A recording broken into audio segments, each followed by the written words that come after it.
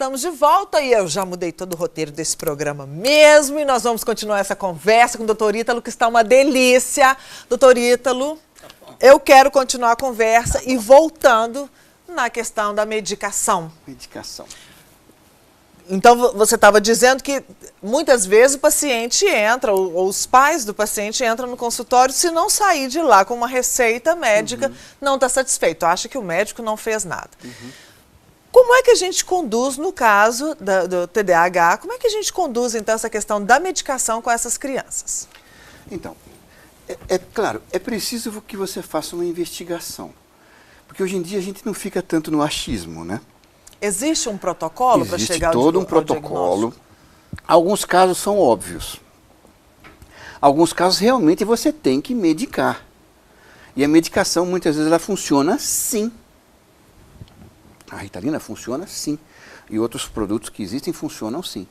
Agora, muitas crianças estão agitadas não pelo TDA. Elas têm problemas emocionais. Pais que se separaram, briga entre a família, uma série de pessoas que vivem em casa conturbadas, com muitas pessoas na casa, problemas emocionais que elas têm. Algumas crianças têm comorbidade, têm dificuldade de leitura, têm uma dislexia. É claro que você vai encaminhar para um profissional, né? Muitas vezes em 40 minutos, uma hora, lento com a criança, não dá para você ter certeza absoluta de tudo. Então, você pode fazer um exame sim, né? Você pode fazer um exame de imagem, que é uma tomografia, você pode fazer um elétrico. Mas quem decide isso é o médico, não é o então, paciente. Não? Hoje em dia as pessoas já chegam lá no consultório dizendo, eu quero. Falando, tudo bem, vamos conversar com calma aqui. O que acontece é que tem que gostar de trabalhar como médico, não é? Você tem que ter paciência e ver que a pessoa está ali, ela está querendo uma solução, ela está um pouco desesperada. A mãe também tem problema emocional, o pai também tem, e a gente também tem.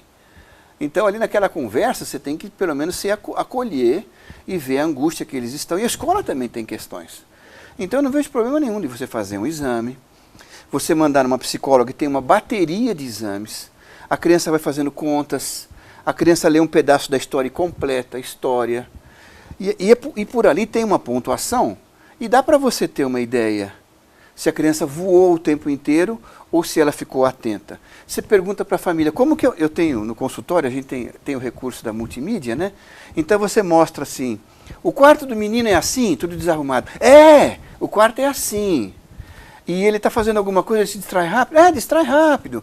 Tem hora que fica muito bravo, porque quase toda criança que tem transtorno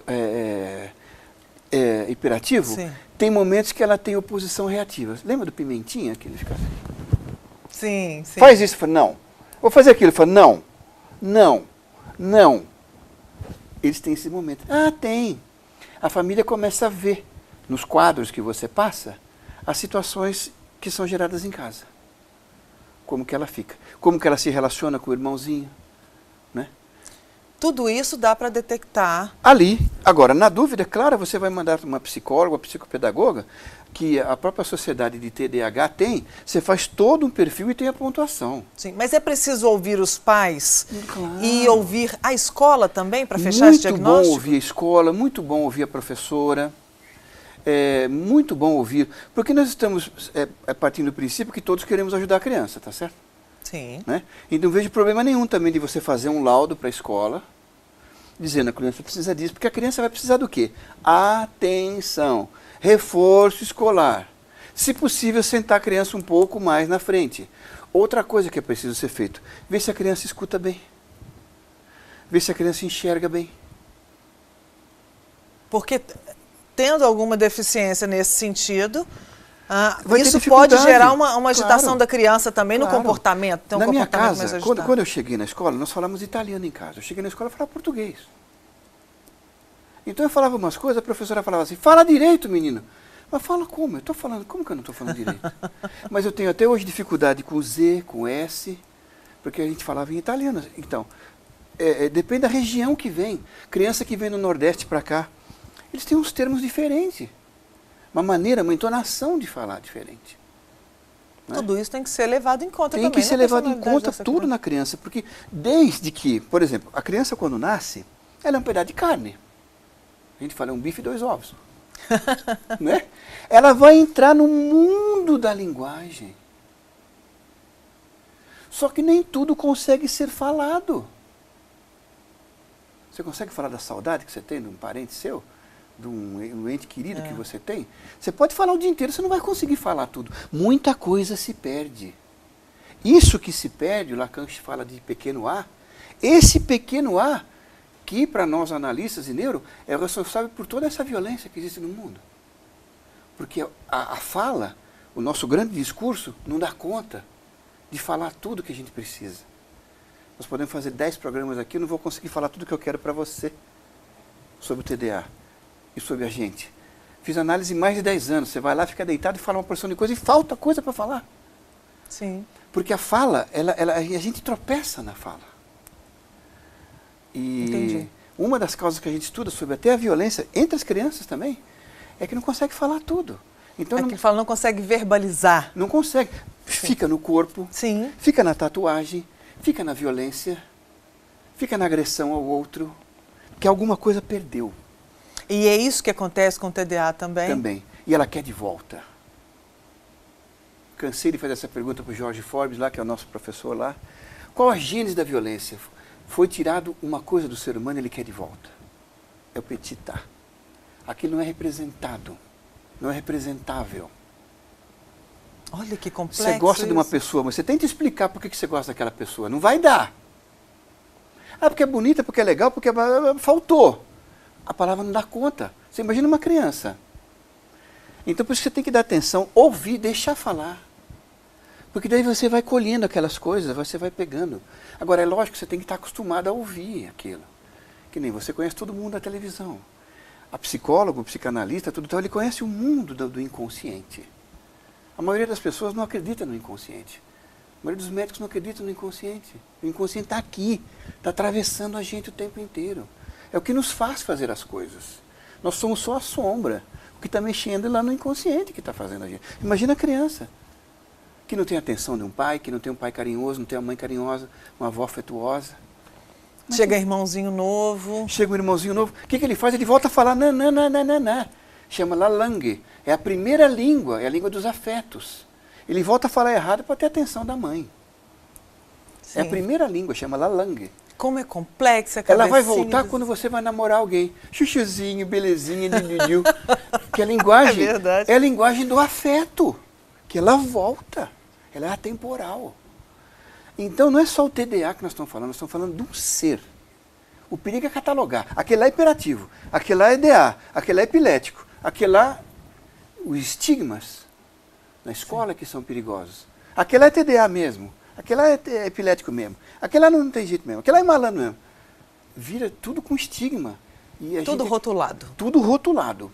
Isso é um perigo na escola. Entendi. Rotula, machuca. Bom, então realmente essas crianças precisam de atenção, Precisam. de acompanhamento, mas nem sempre precisam de medicação. Exatamente isso.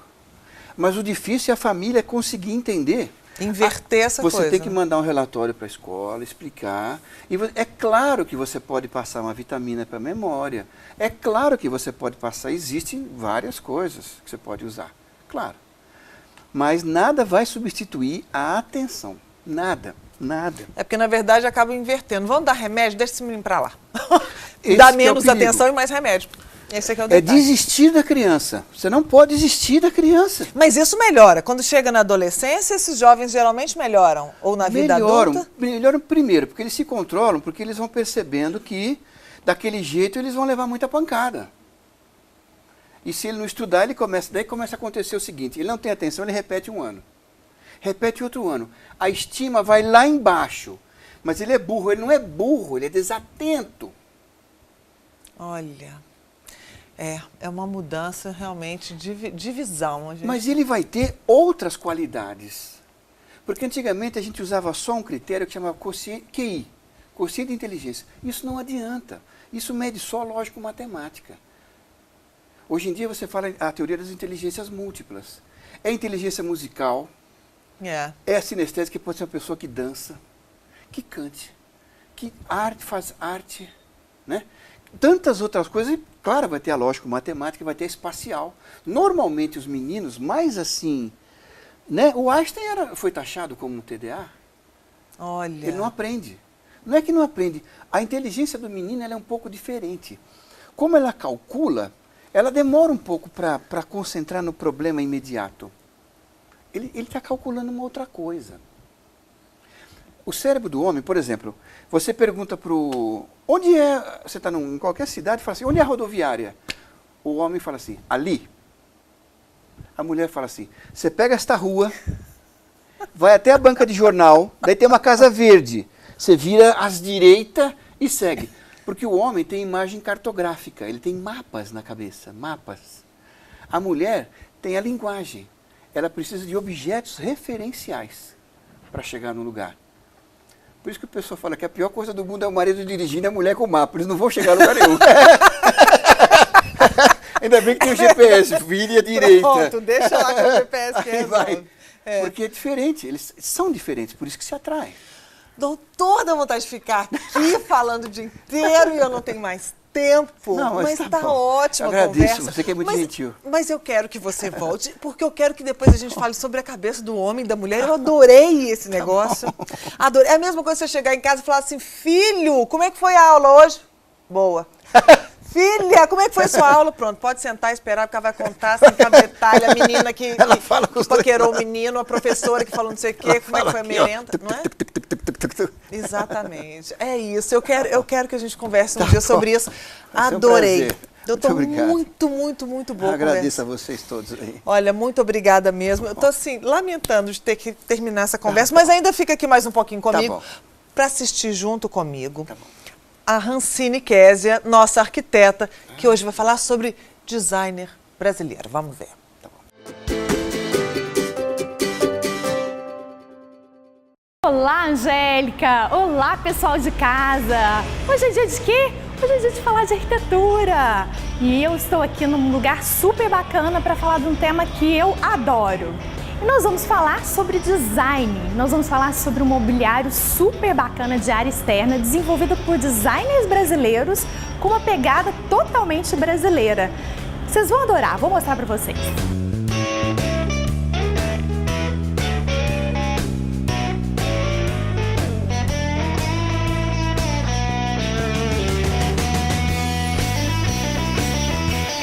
A escolha desse tema foi porque eu fui convidada para vir nesse local aqui para conhecer essas peças. E quem me explicou sobre essas peças foram as próprias designers que fizeram todas essas peças que estão aqui na loja. Aí, no caso, essa cadeira aqui maravilhosa foi feita pela Daniela Ferro. E eu fiquei apaixonada por tudo que foi dito, por tudo que foi falado aqui e resolvi vir fazer esse programa aqui hoje. Bom, essa peça que eu estou sentada é a poltrona Nauê, que é essa poltrona maravilhosa, também com esse puff na frente para a gente colocar o pé. E essa poltrona, além de confortável, que eu estou sentada nela e estou adorando, é uma poltrona que foi inspirada na cultura indígena. E a cultura indígena é a base da nossa cultura, né? As primeiras pessoas a estarem aqui no nosso Brasil foram os índios. E ela tem vários elementos aqui que vão lembrar essa questão indígena. Um exemplo são essas tramas aqui, ó, que são essas fibras. A fibra, que é essa corda trançada, lembra os cestos dos índios. O formato dela, o desenho dos pés também são inspiradas nos artefatos dos índios. E a Nauê também é uma coisa bem interessante, que eu adorei o nome. A Nauê significa você é meu irmão. Olha que significado lindo para o nome de um móvel, né? A Nauê.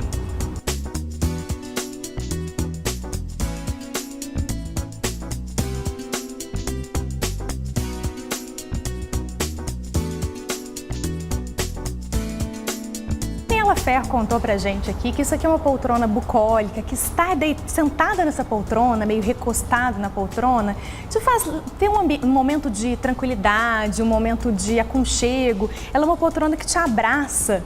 E fora que essa trama, esses tecidos, são todos tecidos que são tendências, são fibras que estão sendo trabalhadas em várias peças de design.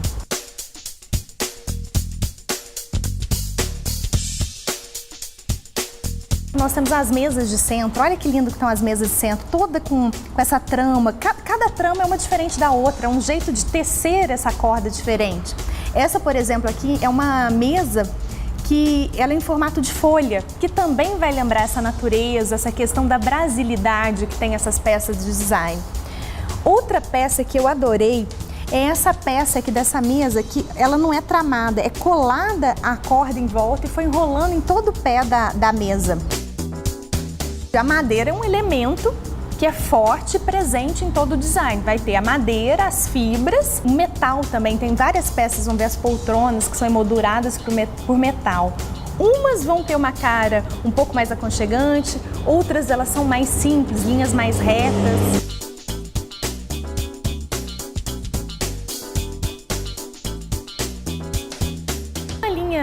Bacana também desenvolvida pela Daniela Ferro, essa linha das peças Guará. São vários móveis, você tem poltrona, tem uma mesa de bebidas, uma mesa de canto, ela é super interessante. E se você observar no desenho das peças, você vai ver o desenho das perninhas do lobo, a pelagem do lobo, dá para ser identificado no jeito que foi feito a trama, o tecido que envolve a poltrona. Então, ficou uma peça muito bacana, um design muito legal e, mais uma vez, inspirado nas belezas naturais do nosso país. Combinada com essa peça aqui, que tem a mesa de centro, que é em formato de folha, tem também um revisteiro em formato de folha. Olha que coisa mais bacana, que bárbaro que é esse conjunto, esse composê. Duas folhas, uma maior, uma menor e esse revisteiro. A linha tá muito linda, tá muito bacana para ser usada como área externa mesmo. Você vê a madeira, sempre lembrando coisa natural, a fibra. Isso dá um ar muito gostoso para você utilizar um ambiente externo.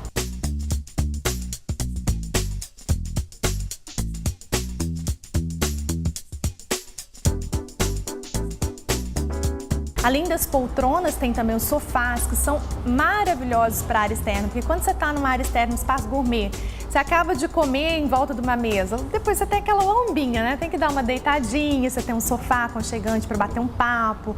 Funciona no espaço como um espaço de lounge mesmo, de permanência, de integração, de entrojamento entre as pessoas.